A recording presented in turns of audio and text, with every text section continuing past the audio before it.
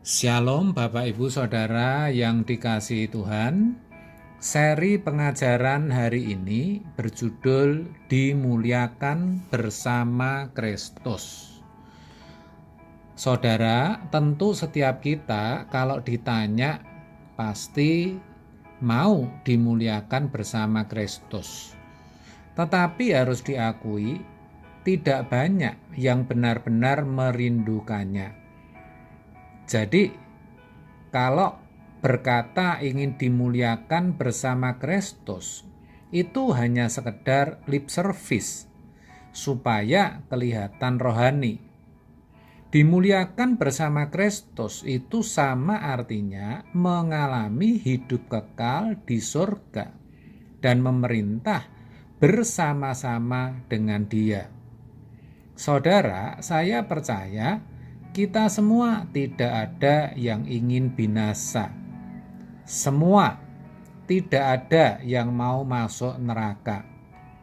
Tetapi ironinya juga, kalau tidak boleh dikatakan semua, ya kebanyakan atau sebagian besar kita tidak sungguh-sungguh ingin masuk surga atau benar-benar rindu dimuliakan bersama-sama Tuhan Yesus.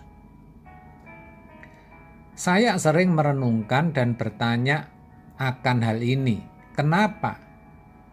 Jawaban yang paling mungkin adalah karena kita tidak memiliki gambaran yang jelas tentang kemuliaan yang Allah janjikan itu. Itulah sebabnya kita harus tahu betul apa yang dimaksud dimuliakan bersama Kristus. Lukas 22 ayat 30 memberikan satu gambaran yang cukup jelas, saudara. Dikatakan demikian, bahwa kamu akan makan dan minum semeja dengan aku di dalam kerajaanku, dan kamu akan duduk di atas tahta untuk menghakimi ke-12 suku Israel. Ayat ini menjelaskan bahwa dimuliakan bersama Kristus artinya kita beroleh kesempatan untuk menjadi anggota keluarga kerajaan surga, the member of the royal family. Kita harus tahu, saudara, bahwa di surga nanti itu ada kehidupan nyata. Surga itu real. Seperti halnya di bumi, di surga juga ada pemerintahan, di mana Tuhan Yesus bertindak sebagai rajanya. Namanya juga kerajaan, saudara. Sedangkan kita, orang percaya, akan menjadi hulu balangnya. Kita akan mendapatkan kedudukan atau posisi di sana. Ibarat kalau di bumi ada gubernur, wali kota, bupati, atau pejabat pemerintah lainnya, di sana juga ada. Tidak semua orang mendapat kedudukan atau bisa saya katakan kehormatan seperti itu. Mereka yang tidak beroleh jabatan akan menjadi masyarakat biasa di surga nanti. Sedangkan kita sebagai umat pilihan yang diberi kesempatan untuk mendengar Injil dan dimeteraikan dengan Roh Kudus, diproyeksikan ke sana, saudara, yaitu untuk memperoleh jabatan, untuk bisa ada di lingkungan keluarga kerajaan.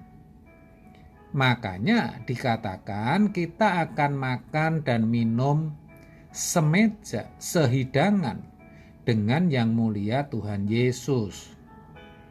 Kita akan dilibatkan dalam mengatur pemerintahan di dalam kerajaan surga. Kalau sebagai masyarakat, belum tentu kita bisa bertemu muka dengan yang mulia Tuhan Yesus. Saya katakan belum tentu, tetapi mungkin saja bisa, tetapi kecil kemungkinannya. Hal itu sama dengan kehidupan di bumi ini. Seorang rakyat biasa belum tentu bisa bertemu muka dengan presiden. Jangankan presiden, wali kota pun belum tentu bisa ditemui. Tetapi kalau di sana kita beroleh kedudukan, kita menjadi royal family, anggota keluarga kerajaan, tentu kita bisa bertemu dengan Tuhan Yesus. Kan begitu, saudara? Karena kita ada di lingkungan itu. Itulah kemuliaan yang dijanjikan Allah. Luar biasa, bukan, saudara? Itu semua bukan fantasi, bukan virtual atau maya, tapi real, nyata, dan benar-benar bisa dialami. Jadi jangan pernah berpikir bahwa di dunia inilah hidup kita satu-satunya, sehingga kita puas-puaskan segala hasrat, ambisi, keinginan, serta hawa nafsu kita. Kita harus ingat bahwa kehidupan kita yang sesungguhnya itu bukan sekarang, saudara, tapi nanti di LB3, langit yang baru dan bumi yang baru, di mana kita akan dimuliakan bersama Kristus. Nah, ini harus kita hayati betul sampai membawa kepada perubahan arah hidup, yaitu hidup yang tidak bisa lagi dibahagiakan oleh dunia ini. Karena kita percaya bahwa yang Tuhan sediakan itu sempurna. Hidup yang menyadari bahwa kita ini bukan berasal dari dunia. Rumah kita adalah surga yang mulia. Dengan penghayatan seperti ini, maka apapun yang terjadi dan kita alami selama kita hidup di dunia ini, jadi tidak berarti, saudara. Kalaupun kita sampai menderita, kita akan bisa berkata bahwa penderitaan yang kualami ini tidak ada artinya, tidak sebanding dengan kemuliaan kekal yang Tuhan sediakan. Roma 8 ayat 18.